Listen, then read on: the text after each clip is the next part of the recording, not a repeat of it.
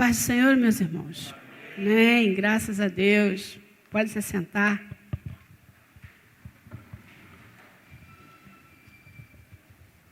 Sei que hoje é um dia de terça-feira, né? Dia de oração, de clamor, mas eu gostaria de compartilhar com os irmãos, né? Uma leitura, um texto conhecido. E, na verdade, esse texto tem nos 3 evangelhos. E Marcos, Mateus, Lucas. Mas eu quero ler em Marcos, no capítulo 10, sobre o jovem rico. Amém? Sei que já ouvimos bastante, né? Já ouvimos algumas mensagens sobre esse texto, mas vamos, mais uma vez, né? Ler e confrontar a nós mesmos, né? Como esse jovem foi confrontado também, né? Lá em Marcos, no capítulo 10, então, do 17 até o 22, diz assim: E, pondo-se Jesus a caminho, correu um homem ao seu encontro, e, ajoelhando-se, perguntou-lhe: Bom mestre, que farei para herdar a vida eterna? Respondeu-lhe Jesus: Por que me chamas bom? Ninguém é bom, senão um, que é Deus. Sabes os mandamentos: não matarás, não adulterarás, não furtarás, não dirás falso testemunho, não defraudarás ninguém, honra teu pai e tua mãe. Então ele respondeu: Mestre, tudo isso tenho observado desde a minha juventude. E Jesus, fitando, o amou e disse: Só uma coisa te falta. Vai, vende tudo o que tens, dá aos pobres, e terás um tesouro no céu. Então, vem e segue-me. Ele, porém, contrariado com esta palavra, retirou-se triste, porque era dono de muitas propriedades. Amém? Nós sabemos, né, que nós estamos aqui nesse mundo, mas não somos desse mundo, né? Nós somos espirituais. E como esse jovem, né, já quero até dar uma pincelada já em algum ponto, mas depois a gente volta. Esse jovem tinha uma falta, uma necessidade.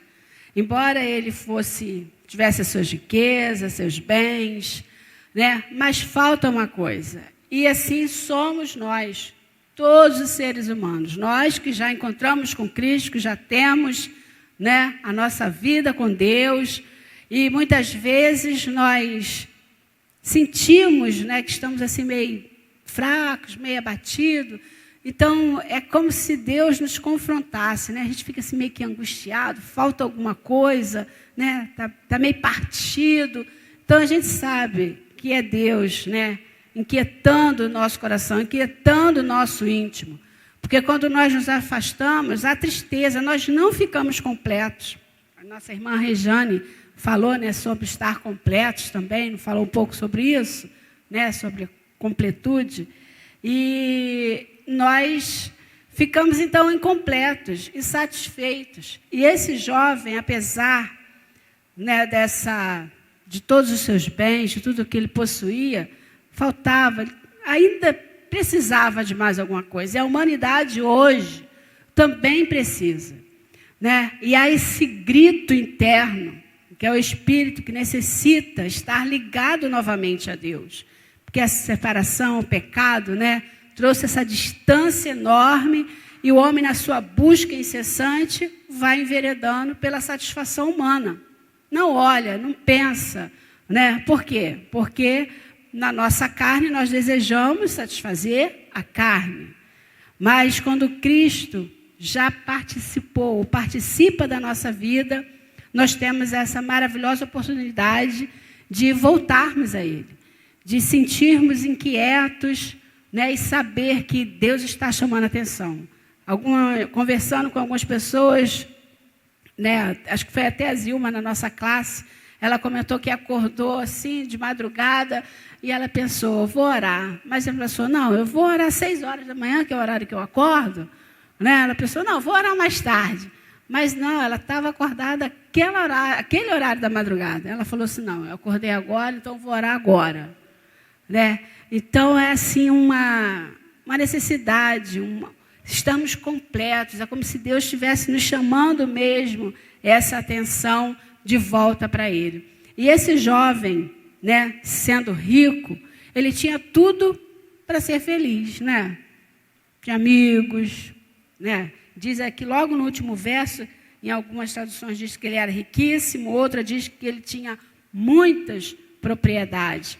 Então, ele tinha tudo para ser feliz, né? E mesmo sendo amado, que ele diz aqui que ele foi amado por Jesus, tudo isso, mas a gente vai ver o desfecho aí que não foi bom. Não foi bom. No primeiro verso, no caso, diz aqui, alguns dizem que é jovem. No próprio tema aqui diz, um jovem rico. No texto fala que um homem correu ao encontro de Jesus e se ajoelhou. E pensando em jovem, né, olha aí os jovens, a juventude sempre pensa que tem muito tempo pela frente, né? Tem todo vigor, tem todo sonho, né? Pensa assim muito elevado, muito alto, pensa, né, em todas as coisas, pensa com muito entusiasmo, não é isso? Pensa com toda a sua força. E às vezes eu até pergunto aos jovens, né? Por que muitas vezes a gente não busca a Deus com essa mesma ganância, né? Com essa mesma força, com essa mesma intensidade? Né? A gente vê os esportistas, né, que têm lá os seus momentos, né, de dieta, tem seu treino, hora marcada e tantas horas por dia, por mês, tudo marcadinho. É uma coisa assim maravilhosa. Se nós fizéssemos isso do lado espiritual, né? Que maravilhosa seria a nossa vida se nós fizéssemos com a mesma intensidade, com a mesma força, com a mesma ganância, né? Quando nós queremos algo, a gente vai com toda a força, né? Os jovens, no caso, vão com toda a força, porque o futuro para jovens, né?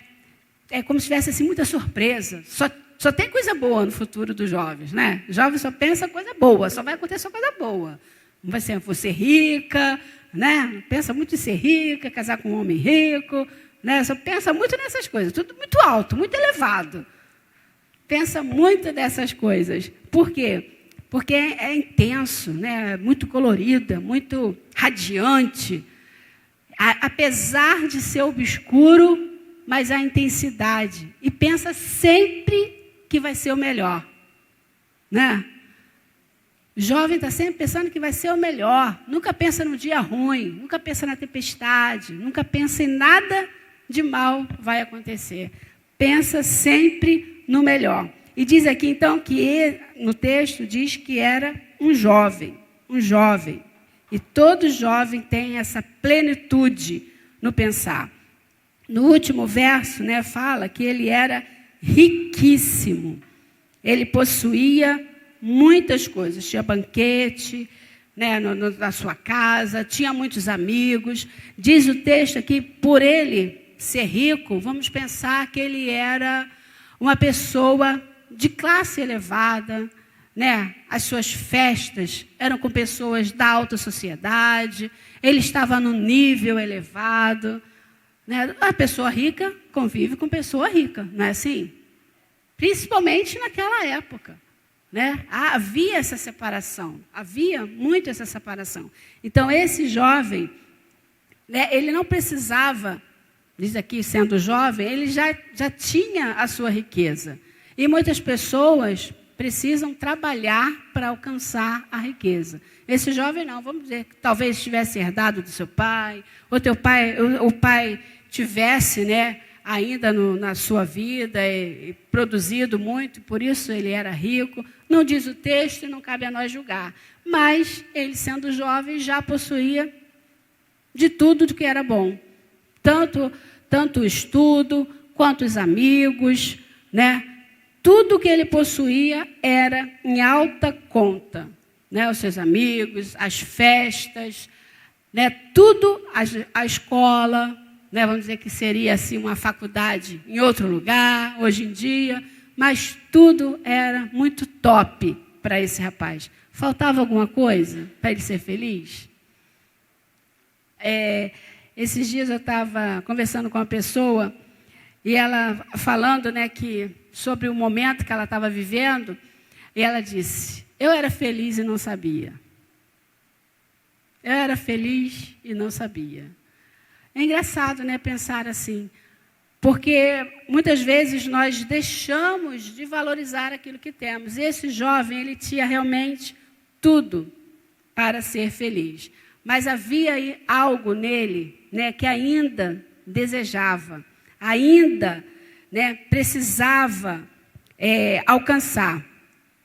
E aqui, no caso, mesmo sendo rico, tem muitas pessoas que não querem, não desejam a Cristo exatamente por isso, para não perder o nível já que estão. Esse rapaz, né, como ele era riquíssimo, quando Jesus falou a ele, ou seja, quando Jesus fala a nós sempre precisamos deixar alguma coisa. É um ponto de decisão, precisamos deixar alguma coisa. É como se fosse um choque, né? E esse rapaz, sendo rico, tendo esses privilégios todos da vida, ele pensou: poxa, eu vou ter que deixar aquelas festas, né, os amigos. Quantas pessoas hoje pensam: não, eu vou ter que deixar os meus amigos da balada, vou ter que deixar os meus namoros, porque os namoros são namoros elevados, não é isso? Então, vou ter que deixar os namoros, vou ter que deixar, né, a minha vestimenta. Poxa, eu fico tão, né, chamo tanta atenção, sou tão mais bonita dessa forma, vou ter que deixar de vestir dessa forma para vestir como normal, como todo mundo. Então, não tem medo de deixar essas coisas que para eles é tão completo, sacia tanto o homem natural. Quantas pessoas hoje fazem como esse jovem rico? Não querem deixar os privilégios, não querem deixar os amigos. Chega a bênção de Deus, chega a graça de Deus, chega o próprio Deus, mas é um choque. E a decisão por Jesus precisa ser dessa forma, racional. Quando há esse choque, você precisa decidir. Porque a emoção é uma coisa passageira, né? A emoção, você está numa festa, está maravilhoso. No casamento, né? Quando é feito um casamento, o casal está no altar, né? A gente olha assim para o público, poxa, só love. Né? Os casais ficam assim, lembrando daquele dia que casou, lembrando do dia que foi pedido em namoro, volta assim como um flash, vai voltando tudo. Né? Então a gente olha assim, está todo mundo no maior love. Né? Já pensou? Não é assim? Dessa forma. Então é engraçado, né, quando a gente vê a juventude, vê, no caso, essa necessidade, esse abandonar, e precisa ser racional. Porque, como eu disse, a emoção é uma coisa que no casamento a gente pensa assim, passou. Mas no próprio casamento há as divergências, há o choque da criação, não é isso? Você foi criado de uma forma, Gislane de outra. Depois começa aquele choque. Minha mãe me ensinou assim, mas meu pai me ensinou daquela forma, e começa aquele choque. E a vida é assim, precisa ser racional mediante a escolha por Deus e por Jesus Cristo. Esse jovem, ele era rico, ele possuía, então, como eu disse, né, um status, ele tinha poder de destaque no meio dos jovens, né, a sua educação, ele já estava num grau elevado, ele era virtuoso, vamos dizer assim, porque tendo todo o aprendizado, ele era uma pessoa que guardava, porque quando diz lá sobre os mandamentos, quando o Senhor pergunta a ele sobre os mandamentos, ele diz: eu sei disso desde a minha meninice. Ele sabia, ele era zeloso, ele guardava aquilo que ele aprendia. Nós temos guardado aquilo que a gente tem aprendido? E mais do que guardar, em João 13, 17, nos fala o quê? Quem pode ler para mim? Mesmo que não coloquem ali. João 13, 17.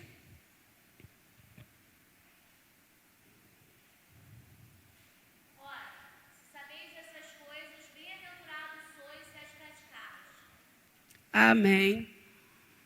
É importante praticar. E esse jovem aqui, ele diz, eu sei disso desde a minha meninice. E ele falava, eu não roubo, não mato, não me prostituo, né, não adultero, não faço, eu observo essas coisas. Mas não era só isso. Jesus era o principal. A escolha por Jesus era o principal. Ele observava, ele guardava, ele considerava aquilo que ele tinha aprendido.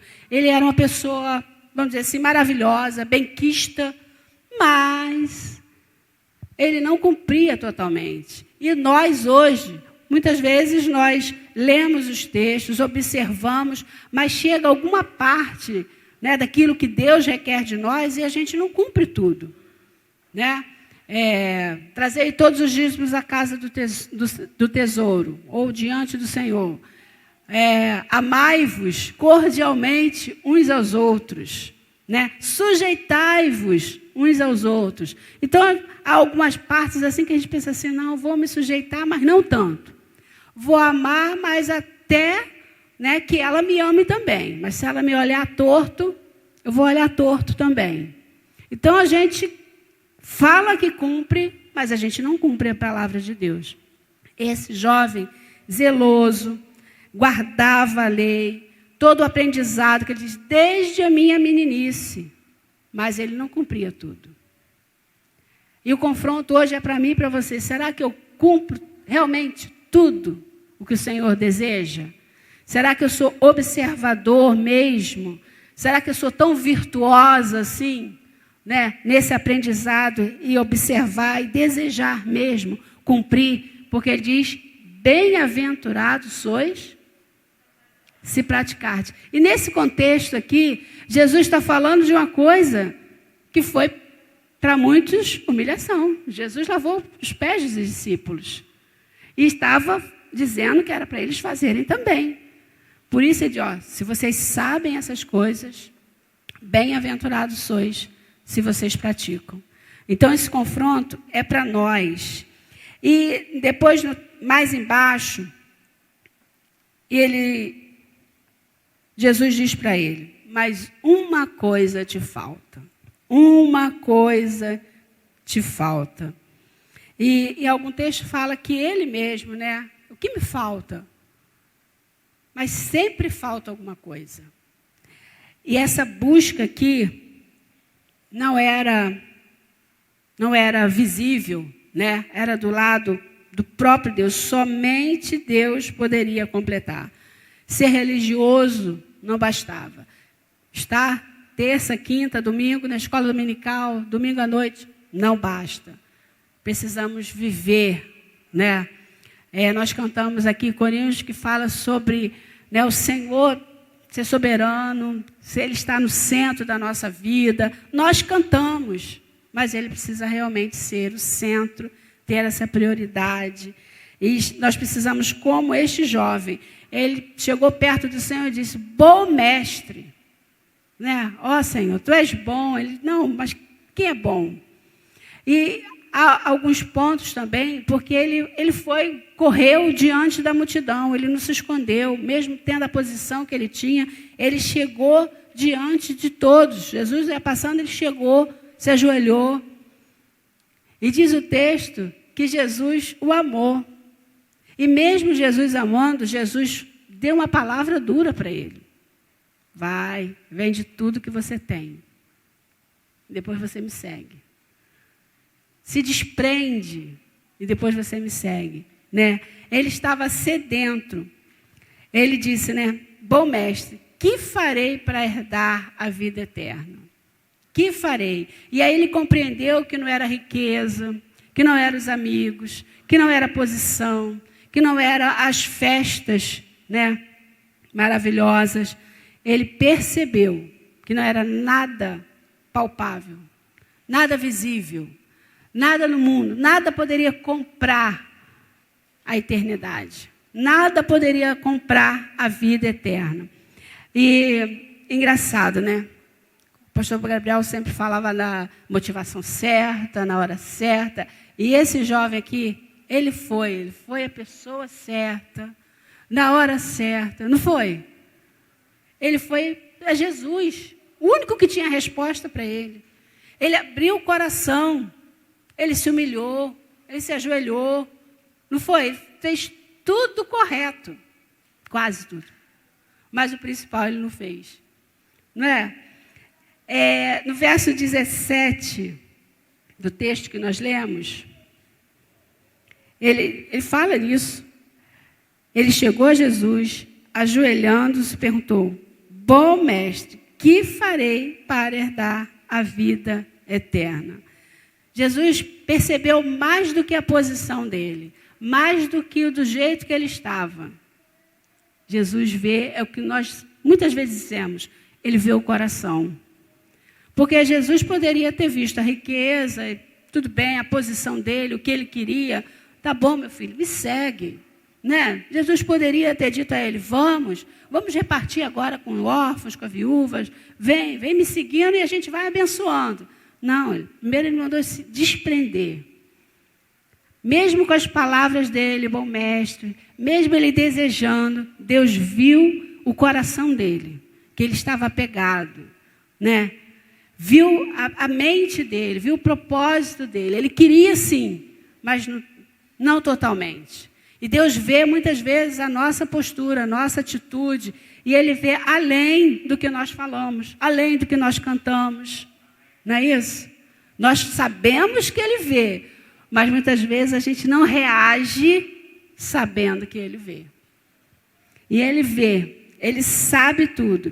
E Ele demonstrou, né? Mesmo jovem demonstrando tudo aquilo que ele desejava, o Senhor disse para ele: vai, se desprende primeiro, depois você me segue.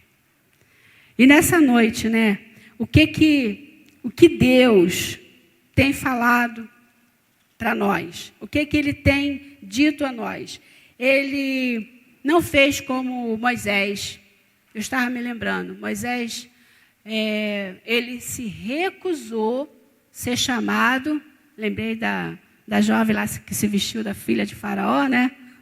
Ele se recusou ser chamado filho da filha de Faraó. Por quê? Era riqueza, né? Seria pomposo, seria destacado. Ele se recusou. E diz lá em Hebreus, né, que ele preferiu viver com o povo, com o seu povo. Viver da forma, trabalhando, mas preferiu viver com o seu povo. Ele se recusou. Se desprendeu. E a gente vê o resultado na vida de Moisés. Né? A gente quer as bênçãos, mas não pensa como eles fizeram. Ele falou aqui de Daniel, né, que recusou se contaminar com os manjares do rei. A gente vê a posição de José. A gente pensa, José, né, lá poderoso, dividindo todo o alimento para todas as nações. Mas olha o que ele passou. Olha a abstinência. Olha o que ele recusou. Né? Olha a riqueza que ele recusou. Tudo tem preço, realmente. E nós precisamos, muitas vezes, nos colocar diante de Deus e fazer essas escolhas racionais. Eu escolho Deus, né? Nós cantamos, eu quero Deus, eu escolho Deus. E precisamos escolher Deus todos os dias da nossa vida. E como esse jovem precisou ser questionado, como esse jovem precisou abandonar certas coisas, hoje, nessa noite, será o que nós precisamos deixar, abandonar, para realmente estar cumprindo os mandamentos do Senhor? Não meia palavra, não meia Bíblia, não até essa vírgula aqui adiante, né, como diz a parte A do versículo, a parte B do versículo. Não, nós precisamos ser inteiros. inteiramente do Senhor. E servir o Senhor também inteiramente, porque nós somos dele corpo, alma e espírito. Amém? Eu quero convidar então que a gente possa orar quanto a isso. Que o Senhor nos ajude a direcionar as nossas vidas quanto a essas decisões. Que Ele mova o nosso coração na resposta certa. Né? Se há em nós, como o Senhor vê o nosso íntimo, que se há em nós ainda algo que nos prende, algo que nos afasta, algo que nos deixa tomar decisões erradas, que o Senhor tenha misericórdia de nós e haja em nós. Amém?